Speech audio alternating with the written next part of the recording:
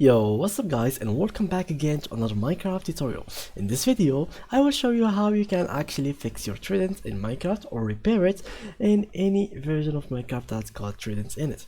And so, to do it, please make sure that you follow my steps one by one to not miss anything and to completely fix your trident.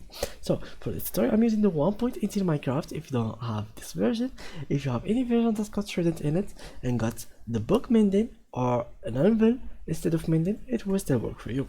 So now let's get ahead and open our single player world and get to our new world, just like so.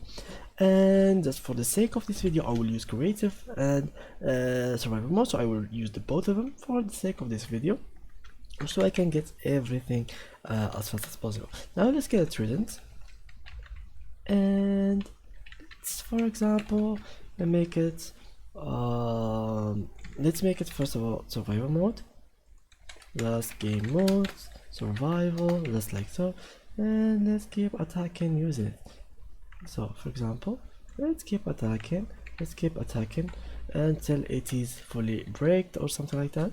So it's like so, we can keep attacking. I'm really bad at throwing this trident, just like so. I threw it, and yeah, let's see how much it is broken now. So how can you fix it?